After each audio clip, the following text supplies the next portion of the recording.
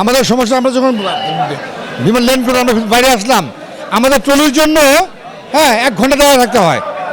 1 ঘন্টা 2 ঘন্টা লাইনে দাঁড়িয়ে আমাদের ট্রলিকে কালেক্ট করতে হয়। এরপর গিয়ে বেল্টে গিয়ে এই যে আমরা যে আসছি, হজ করে যে আসছি, এখানে ম্যানেজমেন্ট কি আমাদের তো বিন্দু হেল্প করতেছে না। আমার এই লাগেজ আমি 2 থেকে 2.5 ঘন্টা দাঁড়িয়ে থেকে আমি লাগেজ পাইছি। ওখানে যে অথরিটি আছে তাদের আমরা খুঁজে পাই না। আনসারটা বলে স্যার আমরা এদিকে আসতে পারবো, আমাদের নিচে আছে। এখানে আপনার অথরিটিকে এখানে কে কাজ করতেছে আমরা তো কিছুই বুঝি না। No, this is very bad. Very bad. You can't imagine what they're doing there. হ্যাঁ, আমাদের এক্সপেকটেশন তো হাই, যে আমরা চিন্তা ভাবনা করছিলাম যে এখন আমরা মানে সর্বোচ্চ আমরা পাবো, সুবিধা পাবো, কিন্তু সেটা তো আমরা পাচ্ছি না, আমরা মুঠেও পাচ্ছি না। কাকে দায়ী করবো? যারা হ্যান্ড ম্যানেজমেন্ট আছে তারা।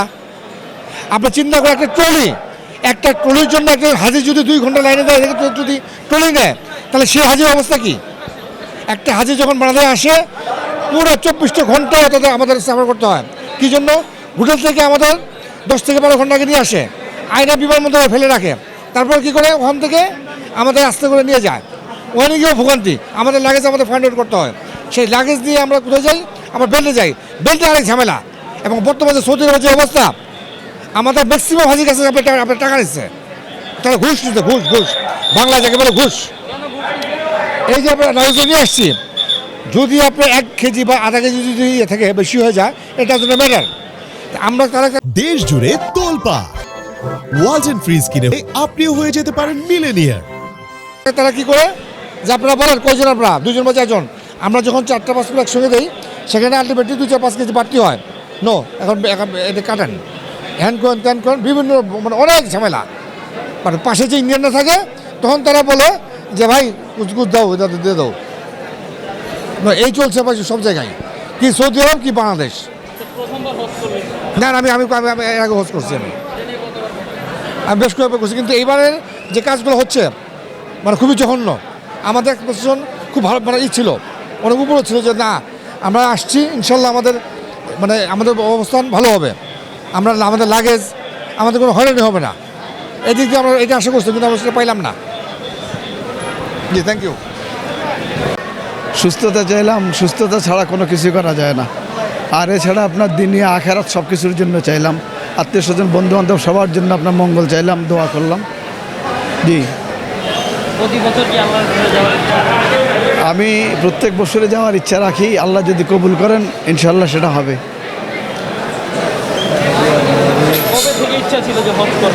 2006, আমি 2008-এই প্রথম গেলাম, 2 বছর ফিকির করলাম। এরপর আল্লাহ আমার ফিকির অনুযায়ী আমাকে কবুল করছেন, সেই অনুযায়ী আলহামদুলিল্লাহ 2008-এ প্রথম হজ করলাম। এবং সেই থেকে আল্লাহ ঘরে যাওয়ার জন্য সবসময় আমার ফিকির থাকে। আল্লাহ এই বছরও কবুল করছেন আলহামদুলিল্লাহ।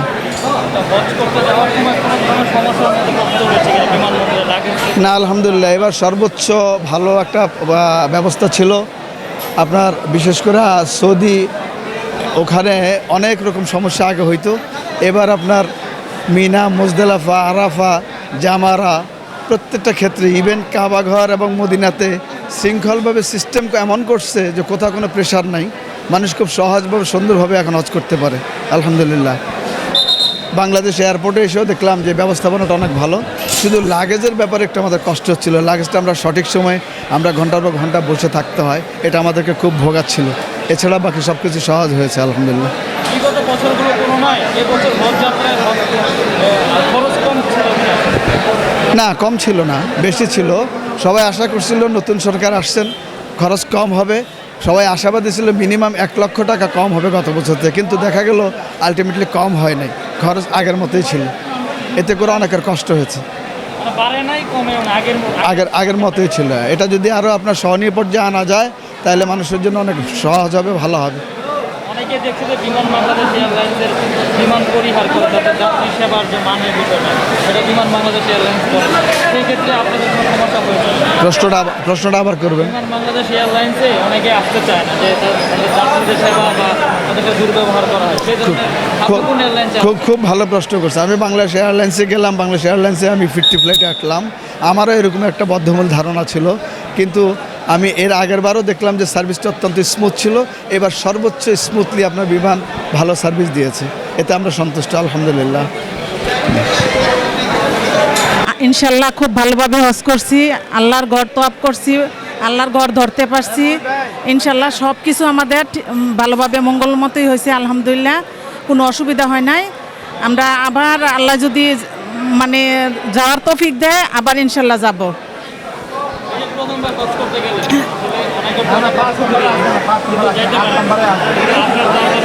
আল্লাহ আমাদেরকে আল্লাহ কবুল করছেন, সেই জন্য আমরা ওইখানে যাইতে পারছি। আমাদেরকে সুস্থ রাখছেন। যে অসুস্থ ছিলাম, এই অসুস্থটা ওইখানে যাইয়া নাই, খুব সুস্থ ছিলাম। আল্লাহ তাআলা যে ওইখানে যাওয়ার পর এরকম সুস্থ করবো মানে কল্পনাই করতে পারি নাই। আলহামদুলিল্লাহ অনেক সুস্থ ছিলাম, সুন্দরভাবে হজ করতে পারছি। এত ভালোভাবে হজ করতে পারবো কল্পনাও করতে পারি নাই। হজ করতে যাওয়ার সময় বিমানে আসা যাওয়ার ক্ষেত্রে কোনো ধরনের সমস্যা হয়েছিল না? লাগেজ পেতে দেরি হওয়া? না একদম নাই। এত সুন্দর ডিসিপ্লিন এবং ওয়াশরুমগুলো এত ভালো, মানে সব দিক দিয়ে আমরা ফেসিলিটি ভালো পাইছি। ইচ্ছা আছে কিনা কতবার হজ করতে? হ্যাঁ ইনশাল্লাহ আল্লাহ তৌফিক দিলে যাইতে ইচ্ছে আছি, কোনো ভয় নাই। মানে আমাদের যে ভয়টা ছিল ওই ভয়টা কেটে গেছে। এখন ইচ্ছা আছে কিনা কতবার হজ করতে চান শেষ বয়সে?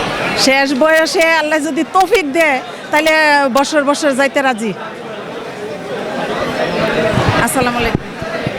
ভাই কি প্রথমবার হজ করলেন কিনা? জি প্রথমবার আমার এবার বড় হজ, ফরজ হজ প্রথমবার।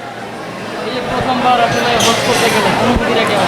মাশাল্লাহ এবার অনুভূতি হজের এবার অতুলনীয়। আমার মনে হয় না যে বিগত 20 বছরের মধ্যে এরকম সুশৃঙ্খলভাবে এত সুন্দরভাবে হজ হয়েছে।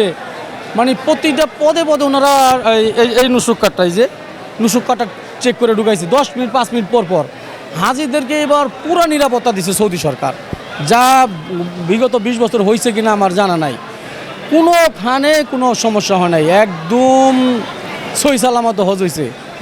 এটার কারণ হিসেবে কি কাকে এই কথা জানাবেন? কারণ ম্যানেজমেন্টটা সৌদি সরকার যথেষ্ট ম্যানেজ, বাংলাদেশ সরকারও সৌদি সরকারের রিকোয়েস্ট জানাইছে। ডক্টর ইউনূস সাহেব উনি, তারপর ধর্ম উপদেষ্টা, ওনারা যায় এই ব্যাপারে অনেক ওনাদেরও অ্যাডভাইস দিছে, বিভিন্ন রাষ্ট্র থেকে অ্যাডভাইস দিছে। আর সৌদি সরকারের প্রতিটা প্রশাসন এত সুশৃঙ্খলভাবে হজ করছে যা বলা অতুলনীয়। এক কথায় খুব চমৎকার করছে। কবে থেকে ইচ্ছা ছিল যে আপনি হজ করতে যাবেন? আমার এই বছরই এই সরকার আসার পর থেকেই হঠাৎ করে মনে হলো যে হয়তো এই সরকারের অধীনে কিছু খরচে কম খরচে যাইতে পারবো। যখন তো আসতে তখন থেকেই আমার এটা প্রিপারেশন মনে মনে তৈরি হয়ে গেছে। না কোনো সমস্যা নেই, এত সুন্দর হয়েছে যা বললাম না, এক কথায় চমৎকার। এই বাংলাদেশ সরকারও ধন্যবাদ জানাই, সেই সাথে সৌদি সরকারের বিশেষ ধন্যবাদ। আল্লাহর কাছে প্রার্থনা আছে সারা বিশ্বের মুসলিম উম্মার জন্য শান্তি ও কামিয়াবি করছি, নিজের পরিবারের জন্য, নিজের জন্য সারা বাংলাদেশের মানুষের জন্য দোয়া করছি। আল্লাহ সারা দেশের মানুষকে তুমি শান্তি দাও, হ্যাঁ শান্তিতে রাখো, দেশটা যাতে সুশৃঙ্খলভাবে চলে, আমরা সবাই যাতে ভ্রাতৃত্ব বোধ বজায় রেখে চলতে পারি দেশে। না এটা আসলে আল্লাহর উপর, আল্লাহ যদি কপালে রেখে রাখে, যদি থাকে তাইলে হবে। ইচ্ছা আছে আর 2-1বার করার। হ্যাঁ যদি আল্লাহ কবুলে রাখে বা আমার কপালে নসিবে থাকে তাহলে। জি আসসালামু আলাইকুম।